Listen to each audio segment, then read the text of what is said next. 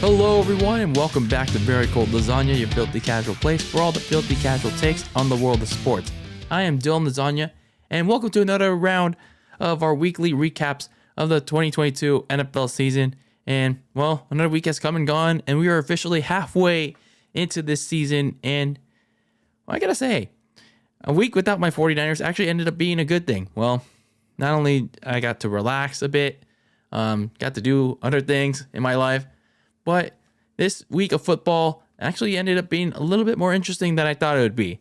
And I say that a lot here, but man, when you look at these scores around the league, it actually had meaning when we get to the second half, the second act, I say, for this coming season. And yeah, this season for football hasn't been exactly as we hoped it'd be, but hell, This second half is shaping up to be maybe something. It might be a little bit more promising than the first act, but we'll see.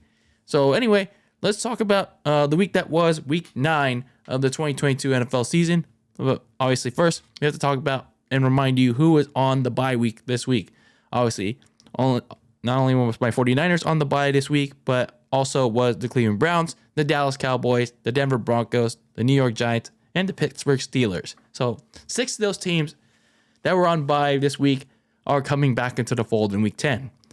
But we'll talk about week 10 when we get there.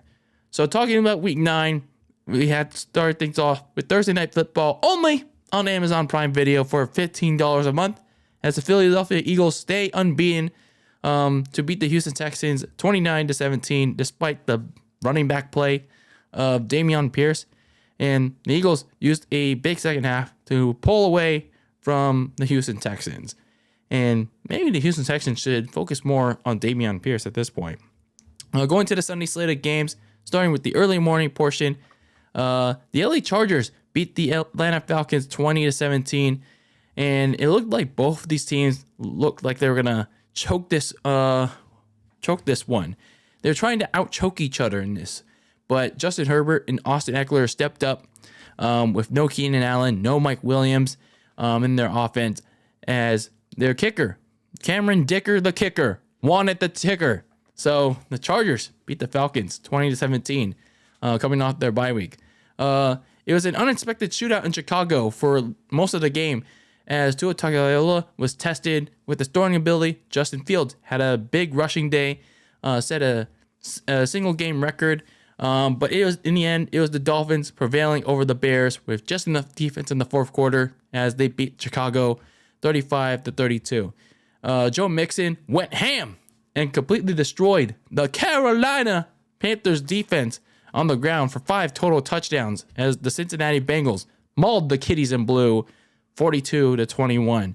And another notable thing in this game, PJ Walker got benched for Baker Mayfield. So whoever's going to be that starting quarterback on Thursday night to start week 10, man, I don't know what's going to happen to you.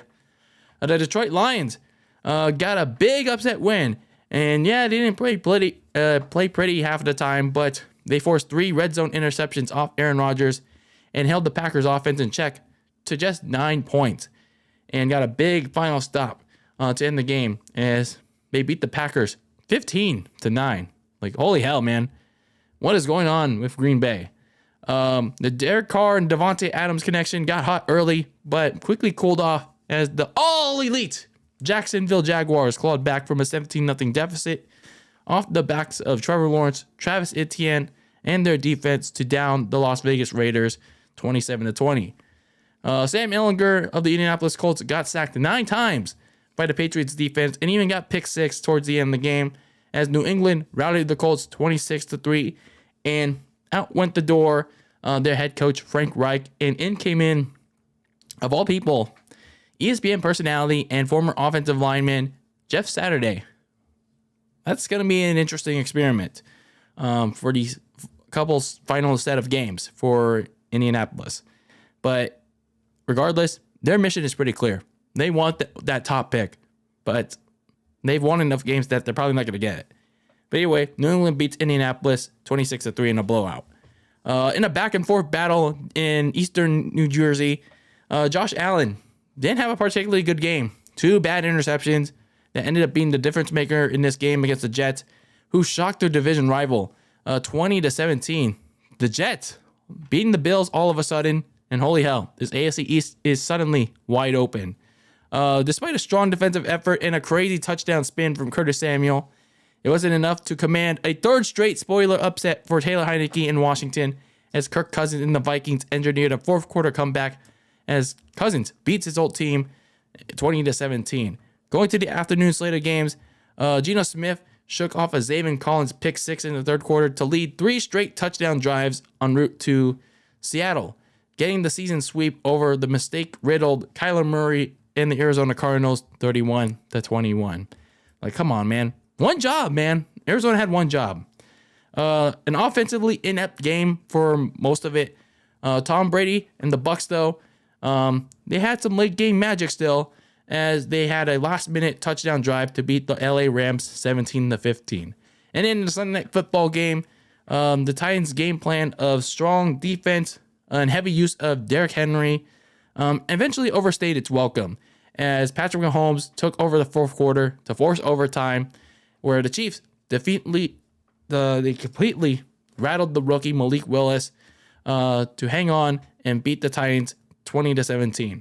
Then in the Monday Night Football game to close out the week, the Baltimore Ravens, without Mark Andrews, without Rashad Bateman, their defense stepped up. Justin Houston and Roquan Smith, they got to Andy Dalton, limited the potential of the Saints offense, whatever was left of it. And Lamar Jackson in the running game took care of the rest, as the Ravens handled the Saints 27-13. So those were your games of Week 9. And yeah, there was some things to talk about after this one. So looking at winners and losers of Week 9, you got to start with the winners first. The New York Jets.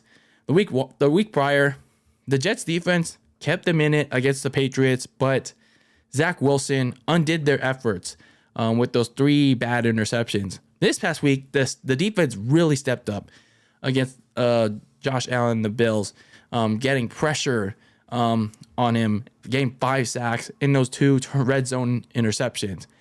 But Zach Wilson, he had a lost fumble, but he didn't make too many game-breaking mistakes for them. And he also made some solid passes in that game. So he was pretty solid in this game, controlling the ball, limiting the mistakes. So if Zach Wilson can limit the mistakes down the stretch for the Jets, he can make things interesting along with the defense. So this AFC East suddenly wide open for the Jets after getting this key win over Buffalo. The Detroit Lions, they're probably not going anywhere the rest of this way of the season. But hell, getting a win over Aaron Rodgers and the Packers, and that defense really stepping up for their abysmal offense. So who knows? Maybe they may not make the playoff cut, but they can make some noise as spoilers. And they did so in a big way Sunday and caused some even more chaos in the bottom dwellers of the NFC North, and helping out the Minnesota Vikings in a way. Running back Joe Mixon of the Cincinnati Bengals, 4 rushing touchdowns, a receiving touchdown, 5 touchdown totals in the game for the Bengals.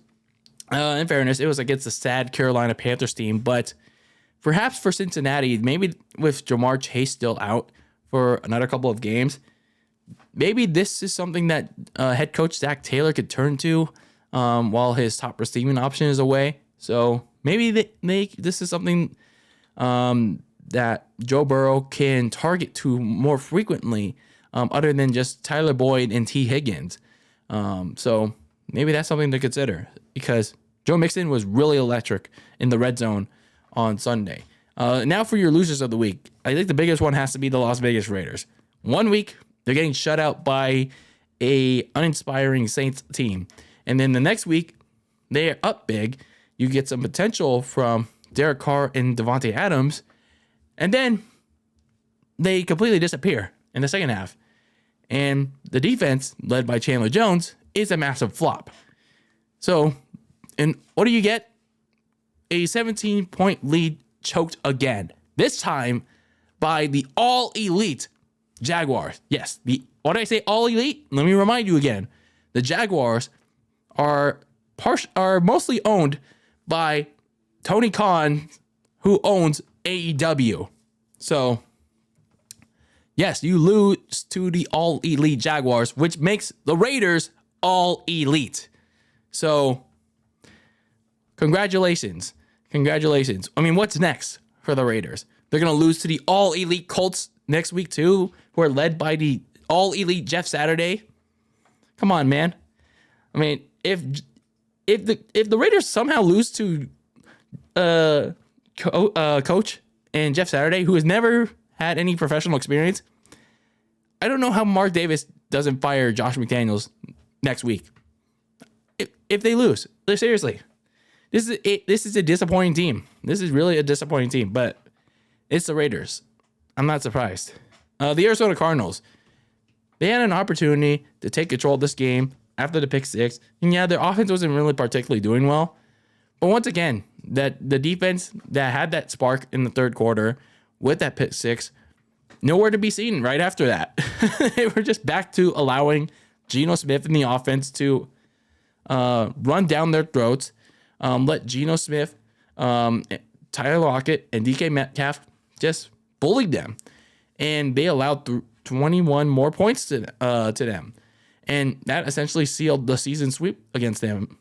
And Kyler Murray continued to make more countless mistakes, including a fumble that pretty much paved the way for one of those touchdowns. So for Arizona, this essentially sealed them as the basement dwellers in the NFC West.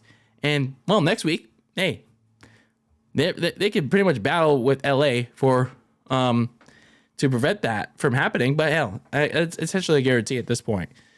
So another loser for this week is the Tennessee Titans receivers. And in fairness to Malik Willis, he didn't play particularly well in a primetime spot in Kansas City. But the receivers were goddamn awful.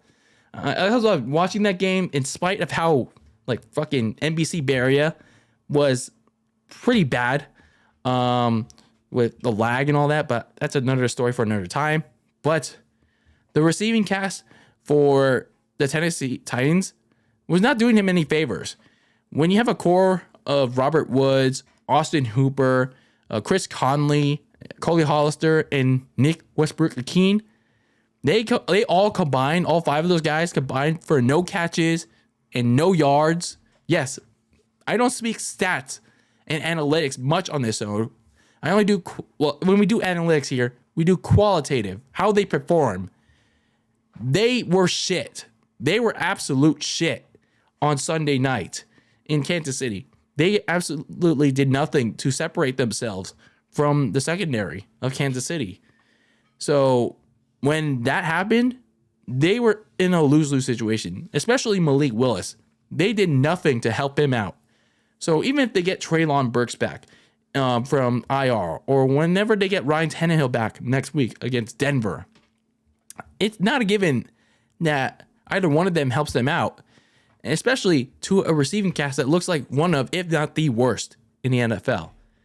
So before I get into my hurry-up game, an honorable loser for this week is my San Francisco 49ers. Why is they an honorable mention? They were on bye week.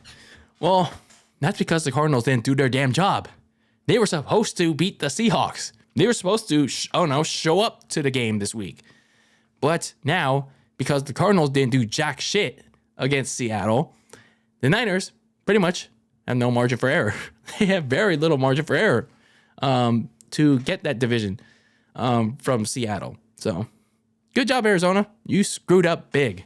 But at the end of the day, the Niners just have to take care of their business and hope Seattle doesn't do theirs. So now let's get into my hurry-up game topic of the week, and that is Josh Allen, the Buffalo Bills. Oh, gee, that's a little topic, right? So anyway, the reason why I'm talking about Josh Allen and the Bills again is because, well, they lost to the Jets. And I mean, yeah, we talked about that game earlier, but there's pretty much, when you look at how the Bills are playing right now and where they're at, it's pretty much, well, they're almost falling into the trap yet again to what happened last year when they were falling into this rut. And that basically allowed the Chiefs to take the number one seed. Not the number one seed, but they practically lost out on two home playoff games where they could have basically had the Chiefs at home for that divisional game, and then they ended up going on the road for that game. But that's aside the point. The Bills, yes, injuries do play a part in that, but they can't afford to lose these games where they overlook or sleep on easy teams, again, unless they want to repeat of last year. The Jets are not an easy team to beat this time around. They actually have a good defense. Yes, Zach Wilson's not great, but he proves on Sunday. He limited his mistakes. And here we are with the Bills. It hasn't even been 2 weeks, and they're once again tied with the Chiefs for the AFC's top seed. And now the Ravens are just a game back of them. So not only that, here we are in a situation where the AFC East is very wide open now. The Bills are only a half game ahead of the Jets and the Dolphins for the AFC East. And yeah, the Patriots are in 4th place, but they still have a winning record at 5-4. And the Bills had already lost to the Jets and the Dolphins already. So their 2 losses on the season came to within the division. And they still have to play New England twice. And yeah, there's still a second half of the season to go. But they can't overlook any of these teams anymore. And what's even worse for the Bills right now is that Josh Allen has an elbow injury. And yeah, it doesn't look that severe right now. But you have to be careful with him. You have to be careful that it's nothing really serious with him right now.